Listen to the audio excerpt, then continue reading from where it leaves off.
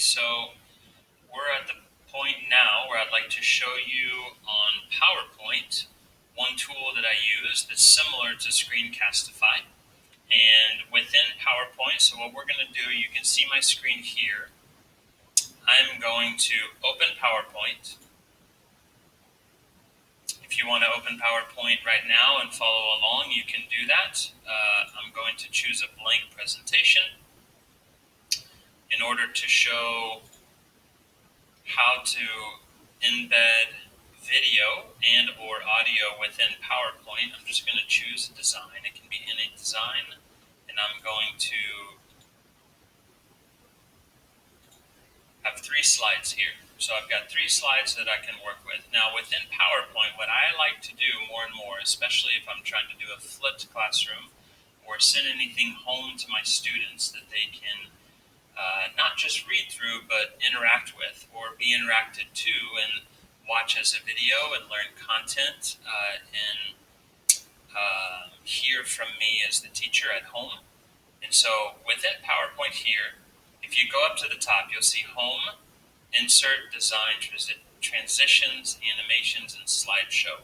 You'll want to click on Slideshow, and then down under Slideshow, you'll see Record Slideshow. Go ahead and click on Record Slideshow. Here you have Record Slideshow. You'll see your slide. Mine is empty, but if you have a full slideshow, then you can go to yours. Up in the top left corner, there's a record button, a stop button, a replay button. If you have any notes, if you need to look at your notes, you can open it there. You can see that I don't have any notes, but if you do, you can have those. What I like to do within PowerPoint is to really have a good understanding of what I want to say one slide at a time, and I try not to use the notes, but you can if you want to. You can X out of it, and here's a settings button. On the right-hand side over here, I can click to the next slide. And once I go to the next slide, I can go and return to the previous slide.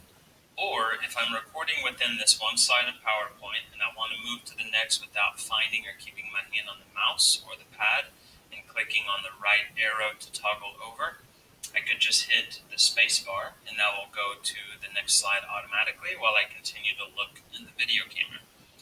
Down below, you'll see that there are markers and highlighters in different colors that you can use within the slide. So you can draw, you can highlight, and if you want to erase any of those, you can click the eraser.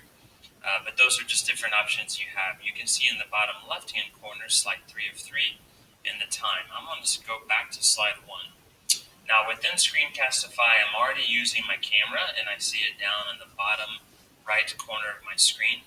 So if I hit record here, it's not going to allow me to record within a recording. But for you, what you would do is click record here, and you should have your video set up and your video and your microphone available within a screen. If you hit record, you'll see 3, 2, 1, and it automatically will now record you from your camera. You would speak, you would share, you would do whatever you want. If you want to, up in the top left corner, you can hit pause or stop. If you get to a point where you're not sure what to say next, you can hit pause and then collect your thoughts and then continue the recording. If you're finished with slide 1, you can see down in the bottom left corner, the first slide has taken 23 seconds. You want to go to the next slide, hit the space bar. Now you're in slide 2. You can continue your presentation. You can talk to your students. If you want to go to slide 3, it continues. Now you'll see in slide 3 down in the bottom left, that one is taking 6, 7, 10 seconds. The total presentation is now up to 45 seconds. Now I want to finish. I click stop up at the top. Now I have a fully recorded PowerPoint presentation. I hit X to X out of it. And then you have your slides.